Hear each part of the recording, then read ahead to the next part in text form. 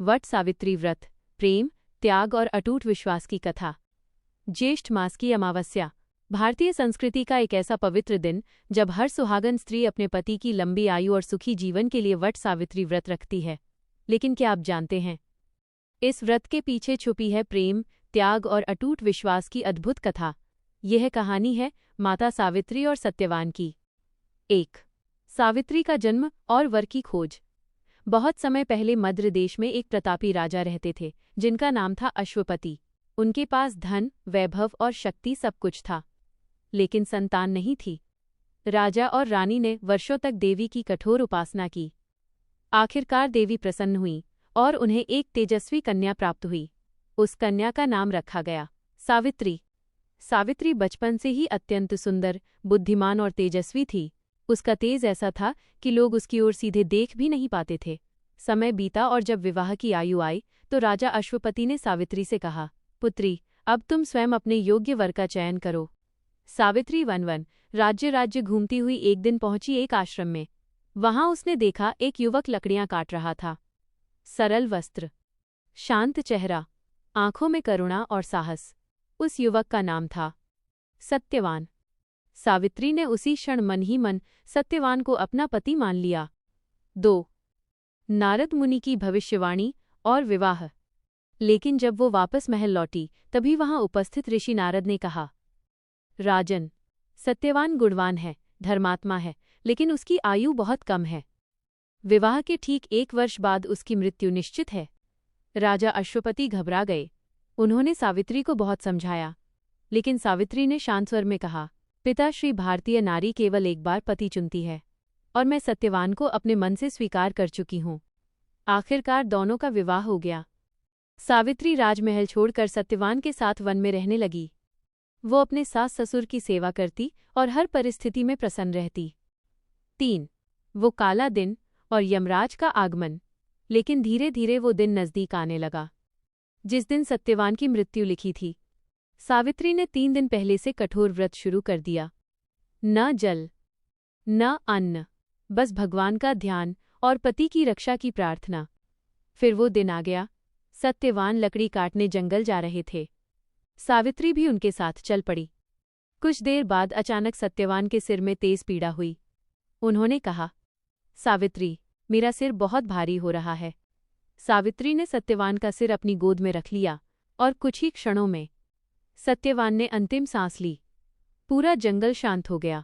तभी वहां प्रकट हुए मृत्यु के देवता यमराज। उन्होंने सत्यवान की आत्मा को अपने पाश में बांधा और दक्षिण दिशा की ओर चल पड़े। लेकिन सावित्री भी उनके पीछे पीछे चलने लगी। यमराज ने कहा, देवी, अब लौट जाओ, यह संसार का नियम है। लेकिन सावित्री बोली, जहां मेरे पति जाएंगे वहां तक उनका साथ निभाना मेरा धर्म है। 4. सावित्री की बुद्धिमानी और 3 वरदान। सावित्री की बुद्धिमानी और पतिव्रता धर्म से यमराज प्रभावित हो गए। उन्होंने कहा, मांगो एक वरदान। पहला वरदान। सावित्री बोली, मेरे ससुर की खोई हुई दृष्टि वापस आ जाए। यमराज ने कहा, तथास्तु। दूसरा वरदान। कुछ दूर चलने के बाद यमराज ने फिर कहा, एक और वरदान मांगो। सावित्री बोली, मेरे ससुर को उनका खोया हुआ राज्य वापस मिल जाए। यमराज ने कहा, तथास्तु। तीसरा वरदान। अब यमराज और भी प्रसन्न हो चुके थे। उन्होंने तीसरा वरदान देने को कहा। तब सावित्री ने अत्यंत बुद्धिमानी से कहा, मुझे और सत्यवान को 100 पुत्रों का आशीर्वाद मिले। यमराज अचानक रुक गए। उन्होंने सोचा, यदि सत्यवान जीवित नहीं रहेगा तो ये वरदान कैसे पूरा होगा। 5. सत्यवान को जीवनदान और व्रत की महिमा।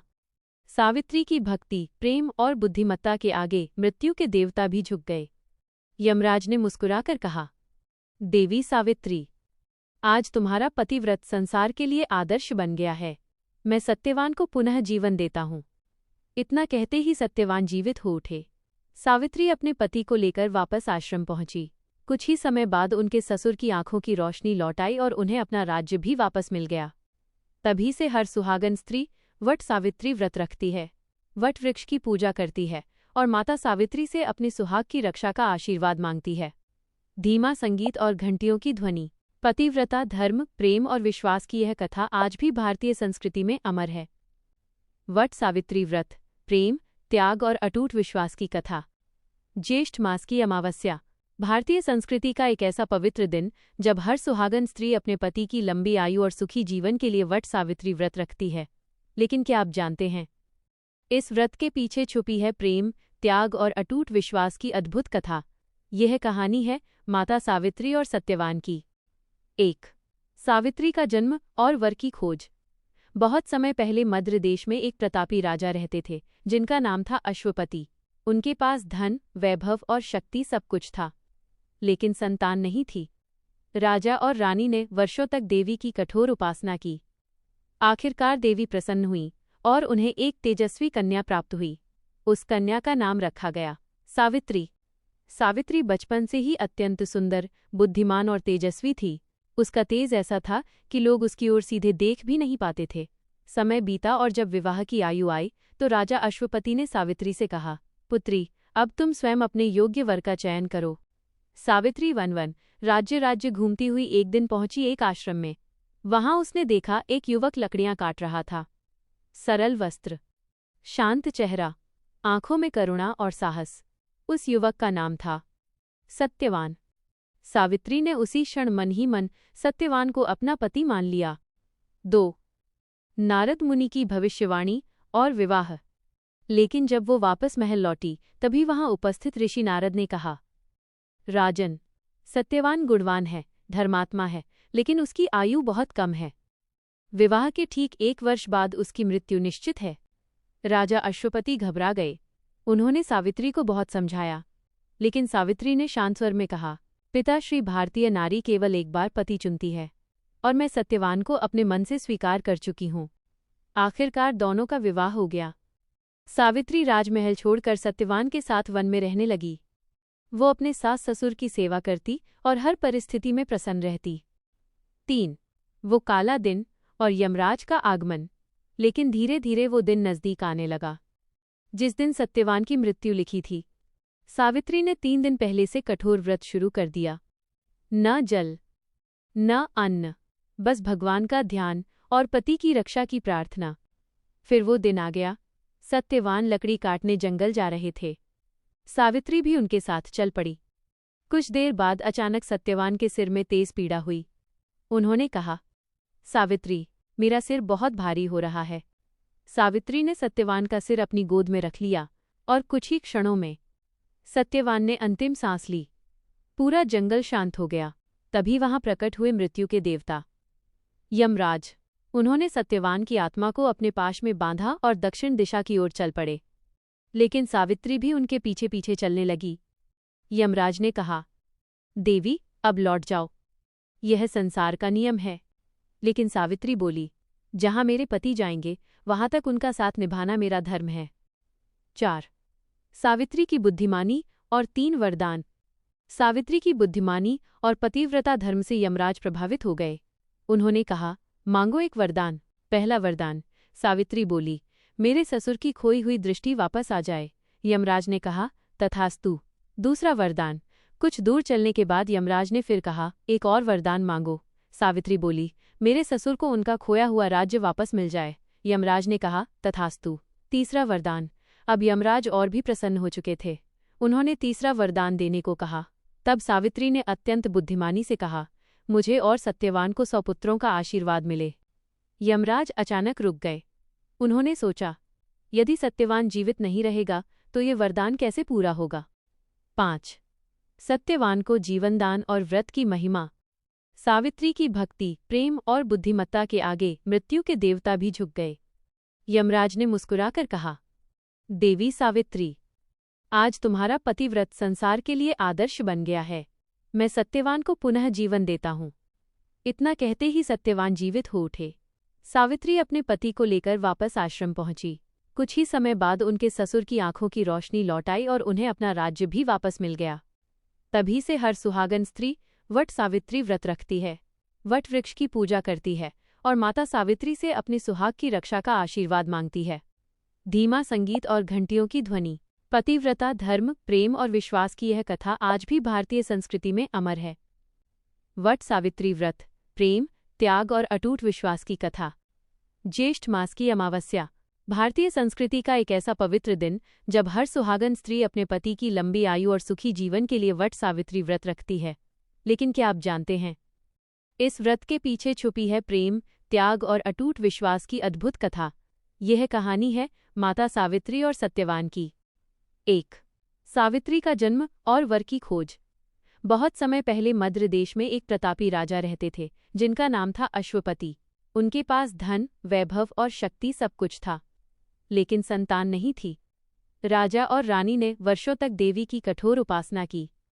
आखिरकार देवी प्रसन्न हुई और उन्हें एक तेजस्वी कन्या प्राप्त हुई। उस कन्या का नाम रखा गया सावित्री। सावित्री बचपन से ही अत्यंत सुंदर, बुद्धिमान और तेजस्वी थी।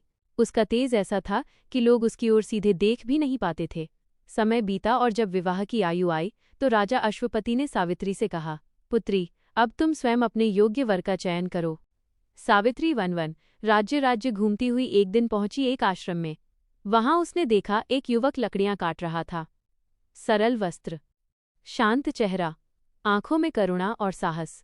उस युवक का नाम था सत्यवान। सावित्री ने उसी क्षण मन ही मन सत्यवान को अपना पति मान लिया। 2. नारद मुनि की भविष्यवाणी और विवाह। लेकिन जब वो वापस महल लौटी तभी वहां उपस्थित ऋषि नारद ने कहा, राजन, सत्यवान गुणवान है, धर्मात्मा है, लेकिन उसकी आयु बहुत कम है। विवाह के ठीक 1 वर्ष बाद उसकी मृत्यु निश्चित है। राजा अश्वपति घबरा गए। उन्होंने सावित्री को बहुत समझाया, लेकिन सावित्री ने शांत स्वर में कहा, पिताश्री, भारतीय नारी केवल एक बार पति चुनती है और मैं सत्यवान को अपने मन से स्वीकार कर चुकी हूँ। आखिरकार दोनों का विवाह हो गया। सावित्री राजमहल छोड़कर सत्यवान के साथ वन में रहने लगी। वो अपने सास ससुर की सेवा करती और हर परिस्थिति में प्रसन्न रहती। 3. वो काला दिन और यमराज का आगमन। लेकिन धीरे धीरे वो दिन नजदीक आने लगा जिस दिन सत्यवान की मृत्यु लिखी थी। सावित्री ने 3 दिन पहले से कठोर व्रत शुरू कर दिया। न जल, न अन्न, बस भगवान का ध्यान और पति की रक्षा की प्रार्थना। फिर वो दिन आ गया। सत्यवान लकड़ी काटने जंगल जा रहे थे। सावित्री भी उनके साथ चल पड़ी। कुछ देर बाद अचानक सत्यवान के सिर में तेज पीड़ा हुई। उन्होंने कहा, सावित्री, मेरा सिर बहुत भारी हो रहा है।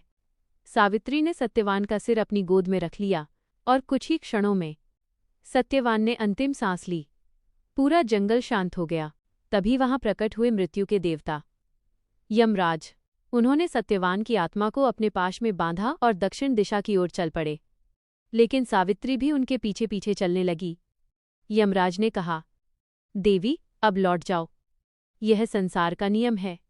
लेकिन सावित्री बोली, जहां मेरे पति जाएंगे वहां तक उनका साथ निभाना मेरा धर्म है। 4. सावित्री की बुद्धिमानी और 3 वरदान। सावित्री की बुद्धिमानी और पतिव्रता धर्म से यमराज प्रभावित हो गए। उन्होंने कहा, मांगो एक वरदान। पहला वरदान। सावित्री बोली, मेरे ससुर की खोई हुई दृष्टि वापस आ जाए। यमराज ने कहा, तथास्तु। दूसरा वरदान। कुछ दूर चलने के बाद यमराज ने फिर कहा, एक और वरदान मांगो। सावित्री बोली, मेरे ससुर को उनका खोया हुआ राज्य वापस मिल जाए। यमराज ने कहा, तथास्तु। तीसरा वरदान। अब यमराज और भी प्रसन्न हो चुके थे। उन्होंने तीसरा वरदान देने को कहा।